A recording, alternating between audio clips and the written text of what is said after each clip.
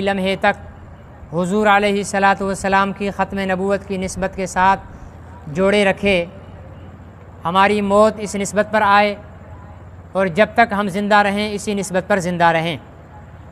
میں نے آپ حضرات کے سامنے دو باتیں عرض کرنی ہیں، ایک تو ختم نبوت سے متعلق بات کرنی ہے اور دوسرا محبت رسول سے متعلق بات کرنی ہے۔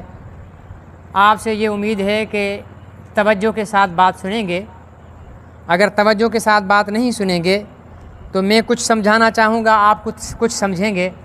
وہ ایک مولوی صاحب بیان کر رہے تھے تو آپ کی طرح مزدوری کرنے والے دکاندار حضرات سامنے بیٹھے ہوئے تھے، تو ایک سامع جو ہے سننے والا، وہ نیند کا اس پر غلبہ تھا تو وہ اونگ رہا تھا۔ تو مولوی صاحب نے تقریر میں کہا کہ بھائی بیاج لینا دینا حرام ہے۔ بیاج سمجھتے ہو نا، سندھی میں بیاج سود کو کہتے ہیں۔ کہا کہ بھائی بیاج لینا دینا حرام ہے۔ وہ جو اونگ رہا تھا نا، اس کا بیچارے کا پیاز کا کاروبار تھا۔ اس نے سمجھا کہ مولوی صاحب نے کہا ہے کہ پیاز لینا دینا حرام ہے۔ اب وہ پریشان ہو گیا، تھا بیچارہ پکا مومن آدمی، جو مولویوں سے سنتا تھا اس پہ عمل کرتا تھا۔ اب دعا کے بعد گھر گیا، جتنی پیاز کی بوریاں رکھی ہوئی تھی باہر اٹھا کر پھینک دی۔ بیوی نے کہا خدا تیرا بیڑا غرق نہ کرے، یہ تو نے کیا کر دیا؟ کیا وہ رات مولوی صاحب کا بیان سن کر آیا ہوں، مولوی صاحب نے فرمایا تھا کہ پیاز لینا دینا حرام ہے۔ اب صبح کو جب گلی محلے والے نکلے نماز کے لیے تو دیکھا گلی میں پیاز ہی پیاز پڑے ہوئے۔ بھائی خیر تو ہے، یہ باہر پیاز کیوں پڑے ہوئے ہیں؟ تو اندر سے وہ جو ہے اس کی بیوی جو ہے اس نے کہا بھائی آپ کا بھائی پاگل ہو گیا، رات کسی مولوی کا بیان سن کے آیا ہے اور اٹھا کر ساری پیاز باہر پھینک دیے۔ کیا مولوی صاحب کہتے ہیں کہ پیاز لینا دینا حرام ہے؟ لوگوں نے بولا بھائی ہم بھی جلسے میں تھے، ہم بھی مولوی صاحب کے بیان میں تھے، لیکن ہم نے تو کہیں نہیں سنا۔ بہرحال چلو بھائی مولوی صاحب کے پاس چلتے ہیں۔ مولوی صاحب کے پاس اس کو لے کر گئے۔ بولا مولوی صاحب آپ نے اس بیچارے غریب کا سارا کاروبار تباہ کر دیا، کیا فتویٰ دے کر آئے ہو رات؟ کہنے لگے بھائی میں نے کون سا فتویٰ دیا ہے؟ کہا آپ فتویٰ دے کر آئے ہو کہ پیاز لینا دینا حرام ہے۔ مولوی صاحب نے بولا بھائی پیاز تو میں نے تو پیاز کا لفظ ہی نہیں بولا ہے۔ مولوی صاحب جو ہے سمجھدار تو ویسے ہی ہوتے ہیں، انہوں نے سوچا تو ان کے ذہن میں آیا کہ بھائی میں نے پیاز نہیں بولا تھا، میں نے بولا تھا کہ بیاج لینا دینا حرام ہے۔ اب یہ سامنے والے کی غلطی ہے کہ بیاج سے پیاز کر دیا۔ اب اگر آپ حضرات میں سے کوئی سو رہا ہوگا، میں بات ایک کروں گا، آپ اس کو غلط سمجھیں گے، باہر جا کر میرے نام سے لوگوں کو بتائیں گے کہ مولوی راشد جو ہے یہ بات کر کے گیا ہے، اس لیے آپ کا جاگنا بھی ضروری ہے۔ میں نے دو باتیں عرض کرنی ہے، تحفظ ختم نبوت اور محبت رسول۔ تحفظ ختم نبوت، سب سے پہلے تو آپ یہ سمجھیں کہ ختم نبوت ہے کیا۔ اللہ تعالیٰ نے انسانوں کی ہدایت کے لیے آدم علیہ الصلاۃ والسلام سے لے کر حضرت محمد رسول اللہ صلی اللہ علیہ وسلم تک 1,24,000 کم و بیش انبیاء علیہ الصلاۃ والسلام کو اس دنیا میں بھیجا۔ اس نبوت اور رسالت کی پہلی کڑی آدم علیہ السلام ہے اور آخری حضرت محمد رسول اللہ صلی اللہ علیہ وسلم ہے۔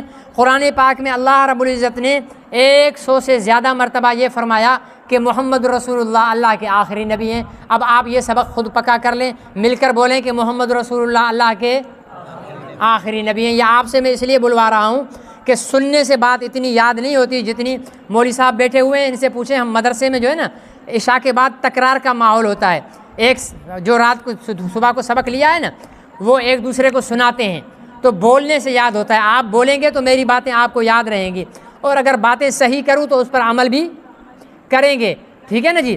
تو حضور علیہ الصلاۃ والسلام کے متعلق اللہ تعالیٰ نے قرآن پاک میں 100 سے زیادہ مرتبہ فرمایا ہے کہ محمد رسول اللہ اللہ کے آخری نبی ہیں، اور خود حضور علیہ الصلاۃ والسلام نے 200 سے زیادہ مقامات پر فرمایا ہے کہ میں آخری نبی ہوں۔ ایک حدیث میں حضور علیہ السلام نے شہادت کی انگلی اور یہ بیچ والی انگلی یوں ملا کر فرمایا انا والساعۃ کہاتین، میں اور قیامت اس طریقے کے ساتھ ہیں، میں اور قیامت اس طریقے کے ساتھ ہیں۔ کیا مطلب؟ حضور علیہ الصلاۃ والسلام کو اللہ نے جوامع الکلم عطا فرمائے تھے۔ جوامع الکلم کا مطلب یہ ہے کہ کلمہ بات تو تھوڑی سی کرتے تھے، معنی اس کا بڑا وسیع ہوتا تھا۔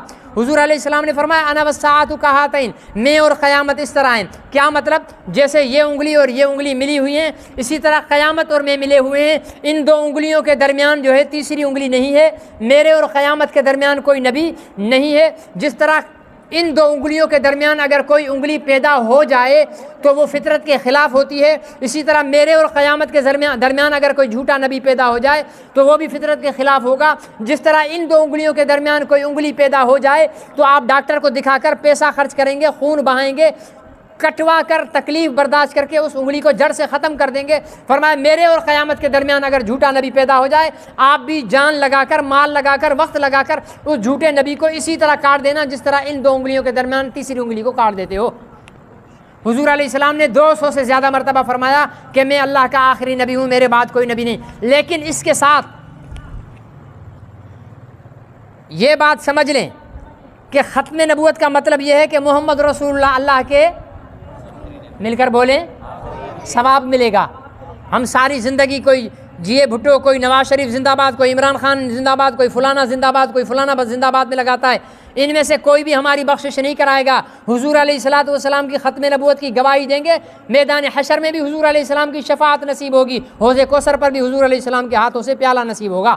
اس لیے مل کر بولیں کہ حضور علیہ الصلوۃ والسلام کے بعد کوئی نبی نہیں آئے گا۔ حضور علیہ الصلوۃ والسلام نے فرمایا لیکن سیکون فی امتی ثلاثون دجالون کذابون وکلہم یزعم انہ نبی وانا خاتم النبیین لا نبی بعدی۔ فرمایا عن قریب میری امت میں 30 بڑے دجال پیدا ہوں گے۔ دجال کس کو کہتے ہیں؟ بہت بڑا فراڈی۔ اور کذاب کس کو کہتے ہیں؟ بہت بڑا جھوٹا۔ فرمایا بڑے فراڈی اور بڑے جھوٹے پیدا ہوں گے، ان میں سے ہر ایک کا دعویٰ یہ ہوگا کہ وہ اللہ کا نبی ہے، لیکن میرے امتیوں تم یاد رکھ لو کہ میں اللہ کا آخری نبی ہوں، میرے بعد کوئی نبی۔ ہوشیاری سے بیٹھیں تاکہ آپ ساتھ کے ساتھ بولتے چلے جائیں۔ میرے بعد کوئی نبی نہیں آئے گا۔ حضور علیہ الصلوۃ والسلام نے مثال دی۔ اب جب حضور نے فرمایا کہ میری امت میں 30 پیدا ہوں گے، تو 2 دجال حضور کی زندگی میں پیدا ہو گئے، ایک یمامہ کا اور ایک یمن کا۔ یمن میں اسود عنسی پیدا ہوا، اس نے نبوت کا دعویٰ کیا، یمن کے گورنر کو حضور علیہ السلام نے حکم دیا، اس کے ساتھ جہاد ہوا۔ اس خبیث نے مسلمان گورنر کی بیوی کو بھی گرفتار کر لیا، مسلمانوں کو شہید بھی کر دیا۔ ایک صحابی حضرت فیروز دیلمی رضی اللہ تعالیٰ عنہ اس کے محل میں اندر رات کی تاریکی میں داخل ہوئے، اس کے کمرے میں داخل ہوئے، اس کی ناف پر تلوار رکھ کر اس کے اوپر کھڑے ہو گئے، تڑپ تڑپ کر اس کو مار دیا۔ پھر جس دن یہ رات کو قتل ہوا ہے وہ دن حضور علیہ الصلوۃ والسلام کی زندگی کے آخری دن تھے۔ اب حضور علیہ السلام کو کیسے پتہ چلے کہاں یمن کہاں مدینہ؟ 1 مہینے کا فاصلہ ہے چلنے کا۔ اگر وہ وہاں سے چلے بھی صحیح تو جب مدینہ پہنچے گا حضور دنیا سے جا چکے ہوں گے۔ تو پتہ ہے اللہ تعالیٰ نے یہ خوشخبری جبرائیل کے ذریعے فجر کی نماز میں حضور علیہ الصلوۃ والسلام کو پہنچائی کہ اے میرے حبیب، آپ کے غلام فیروز نے آپ کی ختم نبوت پر ڈاکہ ڈالنے والے اسود عنسی کو قتل کر دیا ہے۔ حضور علیہ السلام نماز پڑھ کر جب جماعت کی طرف رخ کیا تو صحابہ اکرام کو مبارکباد دی اور فرمایا کہ فاز فیروز کامیاب ہو گیا۔ حضور علیہ السلام کی ختم نبوت کے تحفظ کی یہ پہلی کارروائی تھی۔ پھر دوسرا شخص تھا مسیلمہ کذاب، یہ یمامہ کا رہنے والا تھا، وہ یمن کا رہنے والا تھا۔ مسیلمہ اس کا نام تھا، بہت بڑا بنو حنیفہ اس کا قبیلہ تھا، بہت بڑا اس کا قبیلہ تھا۔ اس نے حضور علیہ السلام کے پاس 2 قاصد بھیجے۔ قاصد سمجھتے ہو نا، پیغام دینے والا، بھیجے حضور علیہ السلام کے پاس، اور پیغام یہ بھیجا کہ ہمارے سردار نے کہا ہے اگر آپ لکھ کر دے دیں کہ آپ کی وفات کے بعد آپ کی نبوت مجھے مل جائے گی تو میں اپنے پورے قبیلے سمیت آپ پر ایمان لانے کے لیے تیار ہوں۔ آپ یہ لکھ دیں کہ جب آپ فوت ہو جائیں گے تو آپ کی نبوت مجھ مسیلمہ کو مل جائے گی تو میں آپ اپنے قبیلے سمیت آپ پر ایمان لانے کے لیے تیار ہوں۔ تو حضور علیہ السلام نے اس کے نام کے ساتھ ایک لاحقہ لگا دیا۔ پہلے اس کا نام تھا مسیلمہ، پھر حضور علیہ السلام نے اس کے ساتھ ایک لفظ جوڑ دیا، فرمایا مسیلمہ کذاب، مسیلمہ وہ جو سب سے بڑا جھوٹا ہے، یہ نبوت کا دعوے دار نہیں ہے۔ پھر حضور علیہ السلام نے اس کے جواب میں زمین سے ایک تنکا اٹھایا، وہ جو بیٹھے ہوئے تھے نا سامنے، تنکا اٹھایا، ان سے فرمایا کہ جا کر اپنے سردار سے کہہ دو نبوت میں سے میں یہ تنکا دینے کا بھی اختیار نہیں رکھتا ہوں، کیونکہ نبوت ایک ایسا منصب ہے، نبوت ایک ایسا عہدہ ہے، نبوت ایک ایسا مقام ہے جس کا انتخاب صرف اللہ تعالیٰ خود کرتے ہیں۔ دنیا کا ہر عہدہ انسان محنت اور کوشش کے ساتھ حاصل کر سکتا ہے۔ آپ مولانا خلیل صاحب کے پاس یہاں پر بچے کو بھیجیں، 4 سال میں قرآن حفظ کر لے گا، پھر آپ کسی مدرسے میں بھیج دیں، 8 سال میں عالم بن جائے گا، پھر فقہ میں اس کے 2 سال کا کورس کرائیں، مفتی بن جائے گا، حدیث پر اس کا کورس کروائیں، محدث بن جائے گا، شیخ الحدیث بن جائے گا، ٹھیک ہے نا جی. اور پھر اگر دنیا میں چلے جائیں پرائمری اسکول میں داخل کریں, پرائمری پاس 5 سال میں, 10 سال میں میٹرک پاس, 12 سال میں انٹر پاس, 14 سال میں بی اے پاس, 16 سال میں ایم اے پاس. پھر اگر لا کالج میں داخلہ لے لے, 4 سال تک لا پڑھتا رہے, پھر کسی سینئر وکیل کے ساتھ محنت کر کے پریکٹس کرے, وہ وکیل بن جائے گا. پھر اگر انجینئرنگ کی یونیورسٹی میں داخلہ لے لے تو وہاں 4 سال کورس کرنے کے بعد انجینئر بن جائے گا. سی ایس ایس کا امتحان دے, D S P S P بن جائے گا, وہاں سے ترقی کرتا کرتا آئی جی تک پہنچ جائے گا, سیکنڈ لیفٹیننٹ بن جائے گا, وہاں سے ترقی کرتا کرتا آرمی چیف بن جائے گا. سیاست کے میدان میں آ جاؤ, اپنے محلے میں محنت کرے گا, 4 ووٹروں کو ملائے گا, ان سے ووٹ لے گا, محلے کا کونسلر بن جائے گا, 50 کونسلروں کو جمع کرے گا, ان سے ووٹ لے گا, یو سی کا چیئرمین بن جائے گا, تمام یو سیوں کے ممبروں کو ملا کر تعلقے کا چیئرمین بن جائے گا, میئر بن جائے گا. پھر اگر پورے تعلقے سے ووٹ لے لے ایم پی اے بن جائے گا, پوری قومی اسمبلی کی سیٹ سے ووٹ لے لے ایم این اے بن جائے گا. پھر بہت سارے ایم این اے کو جوڑ لے وزیر اعلیٰ بن جائے گا, ایم این ایس کو جوڑ لے وزیر اعظم بن جائے گا, صدر بن جائے گا, وزیر گورنر بن جائے گا. دنیا کا ہر عہدہ انسان محنت اور کوشش کے ساتھ حاصل کر سکتا ہے. واحد نبوت کا عہدہ ہے جو انسان کتنی بھی محنت کر لے وہ حاصل نہیں کر سکتا, کیونکہ نبوت تو جس کو خدا نے دینی ہے اسی کو دیں گے. بات سمجھ آ رہی ہے؟ سو تو نہیں رہی ہے نا بھائی, پیاز تو نہیں جا کر پھینکیں گے. ہاں, تو حضور علیہ الصلوۃ والسلام نے اسے کیا لکھا, لقب دیا مسیلمہ اس کا نام تھا. حضور نے کیا فرمایا؟ مسیلمہ کذاب. مسیلمہ وہ ہے جو سب سے بڑا جھوٹا ہے. پھر حضرت صدیق اکبر رضی اللہ تعالیٰ عنہ, حضرت صدیق اکبر رضی اللہ تعالیٰ عنہ کی خلافت کے زمانے میں حضرت خالد بن ولید رضی اللہ تعالیٰ عنہ کی قیادت میں سپہ سالاری میں حضرت ابو بکر صدیق نے ایک لشکر بھیجا یمامہ کی طرف مسیلمہ کذاب کے خلاف جہاد کے لیے. اس میں بھی ایک آپ کو بات بتا دوں, اسلام اور ختم نبوت, ہمارے ایک بہت بڑے سندھ کے مایا ناز بزرگ گزرے ہیں, حضرت مولانا سید عبد الکریم قریشی بیر شریف والے. وہ فرمایا کرتے تھے اگر اسلام سے ختم نبوت کو الگ کر دو, اسلام سے ختم نبوت کو نکال دو, تو پھر اسلام بھی عیسائیت اور یہودیت کی طرح ایک مذہب رہے گا, دین نہیں رہے گا. اسلام دین ہے ہی اس لیے کہ یہ اس کے اندر حضور علیہ الصلوۃ والسلام کی ختم نبوت موجود ہے. حضور علیہ السلام نے مدینہ منورہ میں 10 سال حضور علیہ السلام مدینہ منورہ میں رہے, ٹھیک ہے نا, ہجرت کے بعد 10 سال مدینہ منورہ میں رہے. 10 سال مدینہ منورہ کی زندگی میں 27 مرتبہ حضور علیہ السلام نے جہاد کیا. کتنی مرتبہ میرے بھائی؟ 27 مرتبہ جہاد کیا. بلند آواز سے بولیں تاکہ آپ کو یاد بھی ہو جائے, اگر کوئی آپ کے بیچ میں سویا ہوا تو وہ جاگ بھی جائے. کتنی مرتبہ حضور علیہ السلام نے جہاد کیا؟ اور کتنے سالوں میں؟ 10 سالوں کے اندر 27 مرتبہ جہاد کیا. اب آپ کو یہ جہاد کس کا تھا؟ اسلام کو پھیلانے کے لیے, اسلام کی حفاظت کے لیے, اسلام کی سربلندی کے لیے, اسلام کی بقا کے لیے, اسلام کی سلامتی کے لیے, اسلام کو بچانے, اسلام کو پھیلانے, اسلام کو ترقی دینے, اسلام کو سربلندی دینے کے لیے 10 سال میں 27 مرتبہ جہاد کیا. خود قیادت فرمائی. ان 27 جہادوں میں پتہ ہے کتنے مسلمان صحابہ شہید ہوئے؟ صرف 259 صحابہ اکرام شہید ہوئے. اور کفار کتنے مارے گئے؟ 900 950 کافر قتل ہوئے اور 259 صحابہ اکرام شہید ہوئے. لیکن ختم نبوت کی صرف ایک جہاد میں, ختم نبوت کے ایک جہاد میں پتہ ہے جو مسیلمہ کذاب کے خلاف لڑا گیا, حضرت خالد بن ولید کی سپہ سالاری میں لڑا گیا, اس ایک جہاد میں 1200 صحابہ اکرام شہید ہوئے. 259 زیادہ ہوتے ہیں یا 1200 زیادہ ہوتے ہیں؟ آپ کے تور کالونی میں بھی 1200 ہی زیادہ ہوتے ہیں نا, یا یہاں کی گنتی الگ ہے؟ یہی گنتی نا, 1200 زیادہ ہوتے ہیں. کیا مطلب؟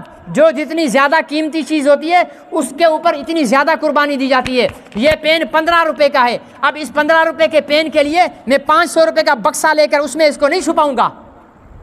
500 کا بکسہ اس کے لیے لوں گا کہ اس کے اندر 5 لاکھ رکھنے ہوں گے, ٹھیک ہے نا. جتنی زیادہ قیمتی چیز ہوگی اس کی حفاظت کے لیے اتنا زیادہ اس پر خرچ کیا جائے گا. اسلام بھی قیمتی ہے لیکن اسلام سے زیادہ ختم نبوت قیمتی ہے. یہی تو وجہ ہے کہ اسلام کے لیے 259 صحابہ نے قربانی دی اور ختم نبوت کے لیے 1200 صحابہ اکرام نے قربانی دی.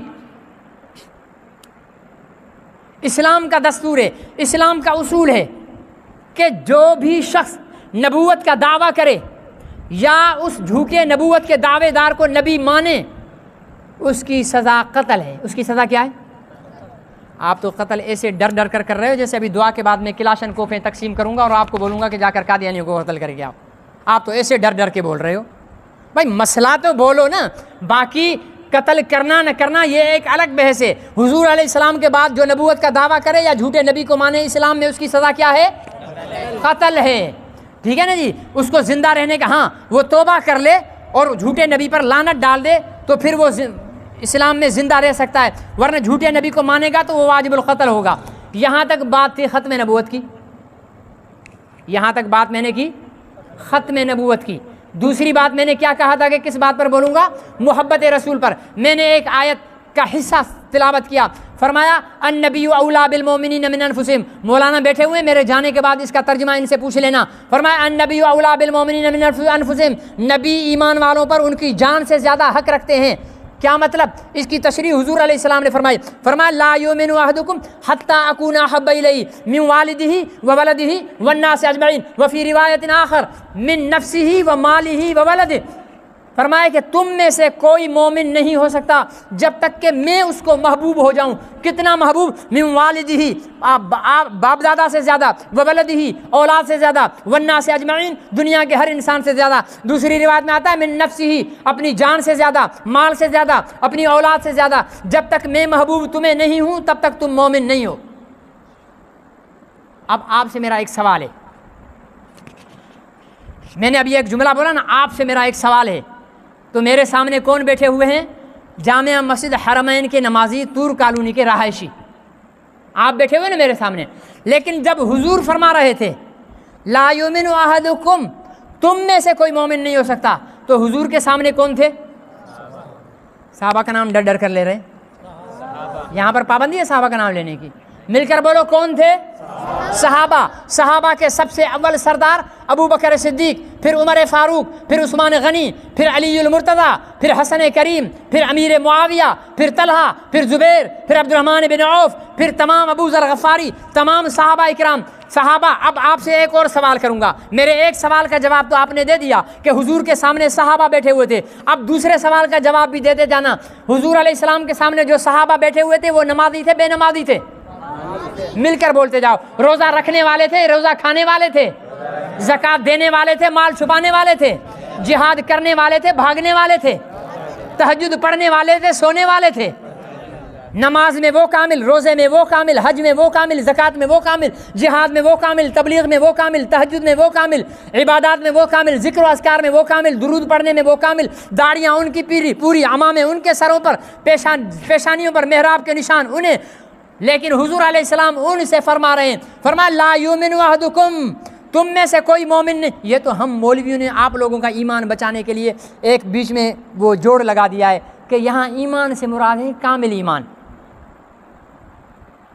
ہمارے حضرت طوفانی صاحب رحمۃ اللہ علیہ سرگودا کے بہت بڑے ختم نبوت کے بزرگ گزرے ہیں، وہ فرمایا کرتے تھے یہ تو ہم مولویوں نے تمہارا ایمان بچانے کے لیے کہا ہے، ورنہ حضور نے کامل کی شرط نہیں لگائی ہے، حضور نے تو سیدھا فرمایا لا یؤمن احدکم، تم مومن نہیں ہو اگر میں محبوب نہیں ہوں، لا یؤمن احدکم، تم مومن نہیں۔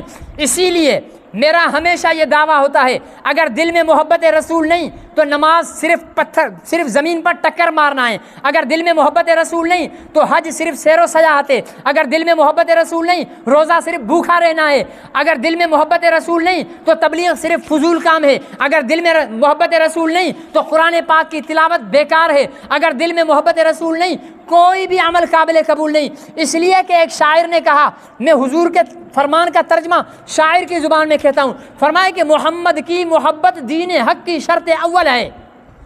سمجھ آتی ہے نا اردو؟ فرمائے محمد کی محبت دین حق کی شرط اول ہے، اگر ہو اس میں خامی تو سب کچھ نامکمل ہے۔ میں نے ابھی آپ کے سامنے ایک دعویٰ کیا، کیا دعویٰ کیا؟ نبی کی محبت کے بغیر نماز بیکار، نبی کی محبت کے بغیر حج بیکار، نبی کی محبت کے بغیر ہر نیکی بیکار۔ اب آپ کہیں گے مولوی صاحب اتنی بڑی بات کر دی ہے، کوئی دلیل تو دے دو۔ آؤ میں آپ کو دلیل دیتا ہوں۔ 1400 سال پہلے مدینہ منورہ میں لے کر چلتا ہوں آپ کو، وہاں پر ایک شخص ہے، اپنی قوم کا سردار ہے، اس کا نام ہے عبداللہ ابن ابی ابن سلول، نام یاد رکھ لینا، عبداللہ ابن ابی ابن سلول اس کا نام ہے، عبداللہ نام ہے اس کا، ٹھیک ہے نا جی۔ وہ وہاں اپنے علاقے کا سردار ہے، اپنی قوم کا سردار ہے۔ جب حضور علیہ السلام مدینہ منورہ آئے، تمام مدینہ والوں نے آپ کے ہاتھ پر کلمہ پڑھا، یہ بھی آیا، اس نے بھی آپ کے ہاتھ پر بیعت کی، کلمہ پڑھا۔ حضور علیہ السلام جب منبر پر بیٹھتے، برابر میں کھڑے ہو کر کہتا، اے لوگوں سنو، یہ اللہ کے سچے رسول ہیں، ان کی بات کو سنو بھی، ان کی بات کو مانو بھی۔ پتہ ہے حضور کے ساتھ جہاد میں بھی گیا، روزے بھی رکھتا تھا، نماز بھی پڑھتا تھا، داڑھی بھی تھی، سر پہ عمامہ بھی تھا، سب کچھ تھا، لیکن جب مر گیا حضور صلی اللہ علیہ وسلم نے اپنا کرتا اس کو کفن میں دیا۔ مولانا بیٹھے ہوئے تصدیق کر لینا، اپنا کرتا اس کو۔ ہمیں تو حضور کے پیر کی خاک کا ذرہ بھی اگر مل جائے قبر میں تو ہماری تو قبریں جنت کا باغ بن جائیں۔ اس کو دیکھو، آپ نے اس کو کرتا دیا، پھر اس کا جنازہ پڑھا، پھر اپنے ہاتھوں سے اسے قبر میں اتارا۔ کس نے؟ رحمت للعالمین نے قبر میں اتارا، مٹی ڈالی، پھر لوٹ کر آئے، دعا کی، اللہ اس کی مغفرت فرما۔ پتہ ہے قرآن میں اللہ نے کیا نازل کیا؟ فرمائے میرے محبوب، آپ نے اس کے لیے 1 مرتبہ کہا ہے مغفرت کریں، اگر آپ 70 مرتبہ بھی کہیں گے کہ اس کی مغفرت کرو، میں نہیں کروں گا اس کی مغفرت۔ 70 مرتبہ کس کی دعا؟ نبی کی، رحمت للعالمین کی، محبوب خدا کی دعا قبول نہیں ہو رہی۔ کیوں؟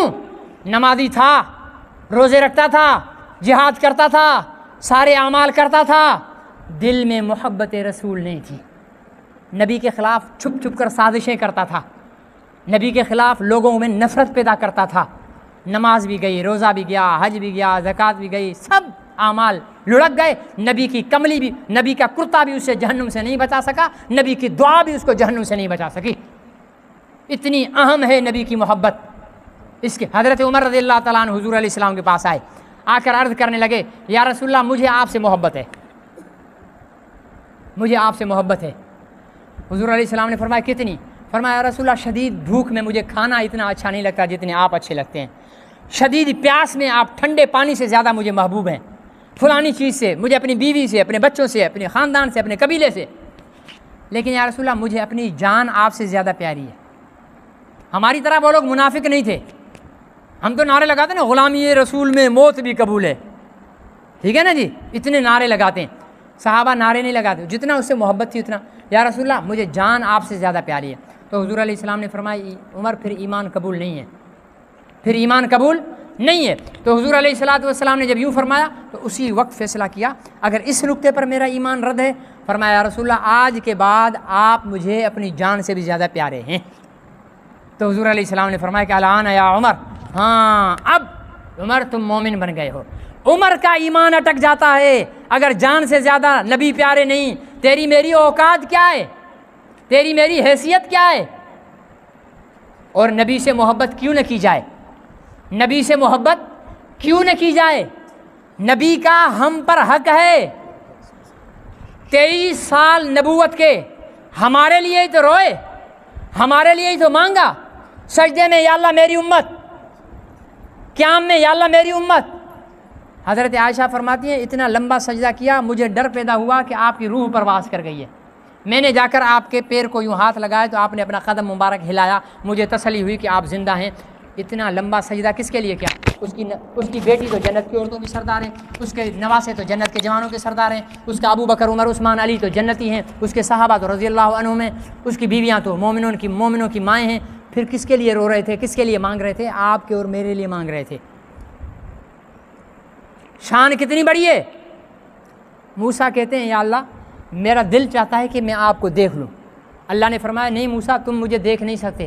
موسیٰ نے جب ضد کی تو اللہ نے فرمایا ٹھیک ہے یہ پہاڑ ہے، اس پر میں اپنے نور کی تجلی ڈالتا ہوں، اگر پہاڑ بچ گیا اور آپ نے دیکھ لیا تو پھر مجھے بھی دیکھ لو گے۔ فلما تجلی، جب اللہ نے اپنی تجلی ڈالی پہاڑ پر، پہاڑ ریزہ ریزہ ہو گیا، موسیٰ بے ہوش، اٹھ کر توبہ کرنے لگے، یا اللہ آئندہ میں دیکھنے کی بات نہیں کروں گا، ٹھیک ہے نا جی۔ موسیٰ کو لے کر پہاڑ طور پر لے کے آئے تو فرمایا کہ ان فخلع علیک انک بالوادی المقدس طویٰ، فرمایا کہ جوتا اتار، تو مقدس جگہ پر آیا ہے، اللہ سے ہم کلام ہونے کے لیے جوتے اتارے جا رہے ہیں، لیکن آپ کے اور ہمارے نبی کی شان کو دیکھیے، جوتوں سمیت عرشوں پر بلایا جا رہا ہے۔ صرف یہ نہیں، حضور علیہ السلام نے فرمایا، اللہ تعالیٰ نے فرمایا جبرائیل سے، جاؤ جبرائیل میرے محبوب محمد کو لے کر آؤ، میں ملاقات کرنا چاہتا ہوں ان سے۔ اللہ تو وہیں سے بھی دیکھ رہے ہیں نا محمد رسول اللہ کو، لیکن میں اپنے محبوب کو اپنا آپ دکھانا چاہتا ہوں۔ جبرائیل آئے، جب جبرائیل آئے دیکھا تو حضور تو سو رہے ہیں۔ اللہ سے عرض کی، یا اللہ میں جبرائیل کو، یا اللہ میں کیسے محمد رسول اللہ کو جگاؤں، یہ تو سوئے ہوئے ہیں، سلام کروں، بازو دباؤں، سر پہ ہاتھ رکھوں، کیا کروں؟ پتہ ہے اللہ نے کیا فرمایا؟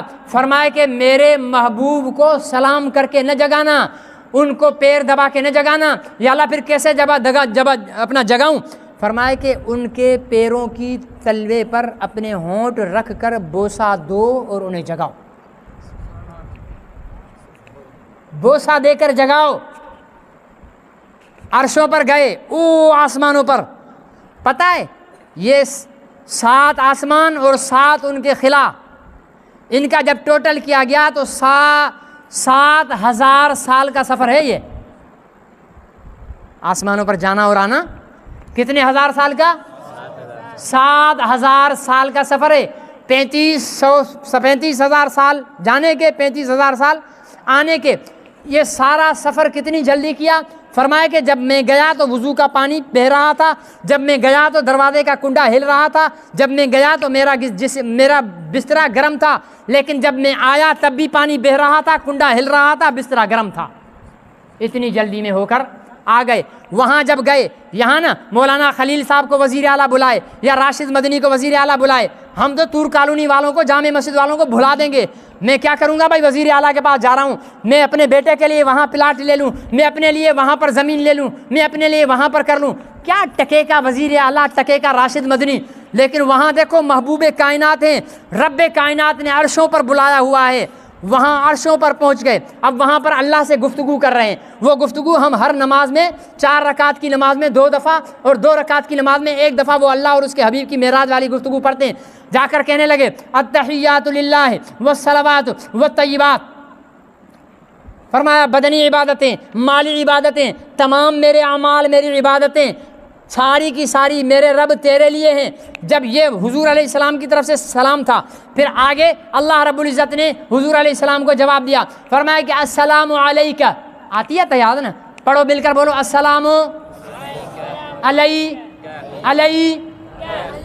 تھوڑا زور سے، علیکہ، السلام علیکہ ایھا النبی، ہاں کیا کہا، ایھا النبی ورحمۃ اللہ وبرکاتہ۔ فرمایا مولانا بیٹھے ہیں، بعد میں تفسیر پوچھ لینا ان سے۔ اللہ نے فرمایا سلام ہو، رحمت ہو، برکت ہو تجھ پر اے میرے نبی، تجھ پر اے میرے نبی۔ تو آگے کیا فرمایا اللہ رب حضور علیہ السلام نے جواب دیا، السلام علی نا، وہاں تھا علیکہ، یہاں فرمایا علینا۔ اللہ نے کہا تجھ پر سلام، تجھ پر رحمت، تجھ پر برکت۔ حضور نے فرمایا ہم پر رحمت، ہم پر برکت، ہم پر سلامتی۔ مولانا خلیل صاحب کہیں مولوی صاحب آج ہمارے ہاں آپ کی دعوت ہے، میں کہوں جی ٹھیک ہے میں آ رہا ہوں۔ مولوی صاحب کہیں گے ویسے ہی مولوی دبلا پتلا ہے، 2 روٹیاں کھا لے گا، 1 چائے کا کپ پی لے گا۔ لیکن اگر میں کہوں جی ہم آ رہے ہیں، تو تھوڑی دیر کے لیے مولانا خلیل صاحب بھی ہل جائیں گے، یار پتہ نہیں کتنوں کو لا رہا ہے یہ، میں آ رہا ہوں اور ہم آ رہے ہیں، فرق ہے نا دونوں میں۔ میں کھا رہا ہوں اور ہم کھا رہے ہیں، میں پی رہا ہوں اور ہم پی رہے ہیں۔ اللہ نے فرمایا السلام علیکہ، تجھ پر سلام، اس کا جواب تھا السلام علیہ، مجھ پر سلام، قبول ہو گیا۔ لیکن یہ نہیں کہا، فرمایا السلام علینا، میرے اللہ آیا تو میں اکیلا ہوں، لیکن پیچھے اپنی گناہگار امت کو چھوڑ کر آیا ہوں، میں اس کے لیے بھی سلامتی مانگتا ہوں، میں اس کے لیے بھی رحمت مانگتا ہوں، میں اس کے لیے بھی برکت مانگتا ہوں۔ مطلب کہ یا اللہ مجھ پر صرف نہیں، میرے ساتھ میری گناہگار امت پر بھی آپ کی رحمت ہونی چاہیے، میری گناہگار امت پر بھی آپ کی برکت ہونی چاہیے، میری گناہگار امت پر بھی آپ کی سلامتی ہونی چاہیے۔ آپ کہیں گے یہ گناہگار کا لفظ کہاں سے لے کر آ گئے؟ نیکوں کا ذکر آگے الگ آ رہا ہے، السلام علینا، آگے بڑھو، وعلی عباد اللہ الصالحین، گناہگاروں فخر کرو کہ نبی نے ہم سب کو اپنے دامن میں چھپایا، کہ اللہ یہ گناہگار میرے ساتھ ہیں، جو رحمت مجھے دے رہے ہو نا وہ ان کو بھی میرے ساتھ دو، ان کو بھی برکت دو، ان کو بھی سلامتی دو، پھر وعلی عباد اللہ الصالحین، پھر نیک لوگوں کو بھی دو۔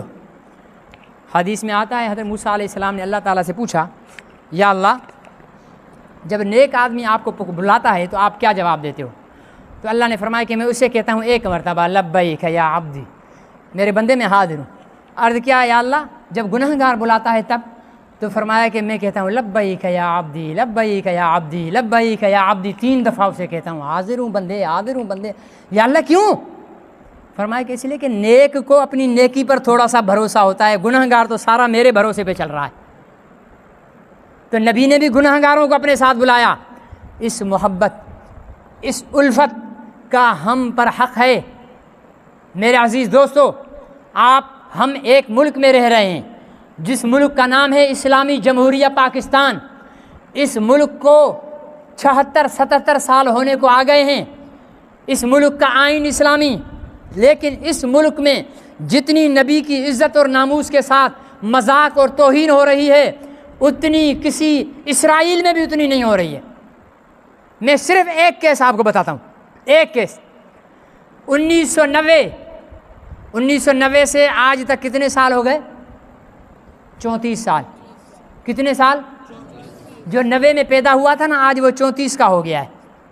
1990 میں آپ کے ملک کے 2 اخبار جنگ اور ڈان، اس میں اشتہار چھپا 4تھائی پیپر پر۔ اس اشتہار میں انسان کے جسم کا نچلا دھڑ دیا ہوا ہے، پینٹ پہنی ہوئی ہے، بوٹ پہنے ہوئے ہیں، پیشاب کی جگہ پر لکھا ہوا ہے محمد، اور ایک بوٹ پر لکھا ہوا ہے اللہ، دوسرے بوٹ پر لکھا ہوا ہے محمد۔ اللہ تعالیٰ کروڑوں رحمت نازل فرمائے حضرت والد گرامی علامہ احمد میاں حمادی صاحب رحمۃ اللہ علیہ کی خبر پر۔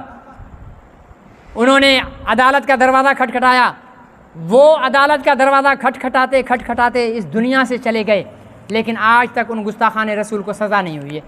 34 سال ہو گئے۔ محمد کے نام، جو نام عرش کی پیشانی پر لکھا ہوا ہے، جو نام جنت کے درخت کے پتے پتے پر لکھا ہوا ہے، جو نام جنت کی عورت کی، جنت کی حوروں کی آنکھوں کی پتلیوں میں لکھا ہوا ہے، وہ نام تیرے ملک میں ایک تصویر بنا کر پیشاب کی جگہ پر لکھا گیا ہے۔ کیا جواب دیں گے ہم؟ کل محمد عربی صلی اللہ علیہ وسلم نے اگر ہم سے پوچھ لیا، تور کالونی والوں نمازیں تو بڑی پڑھ لی تھی، روزے تو بڑے رکھ لیے تھے، مسجدیں مدرسے تو بڑے بنا لیے تھے، خانقاہیں بڑی بنا لی تھی، میری عزت اور ناموس کا مذاق بنایا گیا، میرے نام کو پیشاب کی جگہ پر لکھا گیا، تم لوگوں نے کیا کیا؟ قادیانی ہمارے ملک میں جی رہے ہیں اور وہ بضد ہیں کہ ہمیں آزادی دی جائے۔ قادیانیوں کو آزادی دینے کا مطلب کیا ہے؟ ہمارا ایمان ہے مل کر بولنا کہ محمد رسول اللہ ایک ہیں یا 2؟ بولو، جس کا ایمان ہے وہ بولے محمد ایک یا 2؟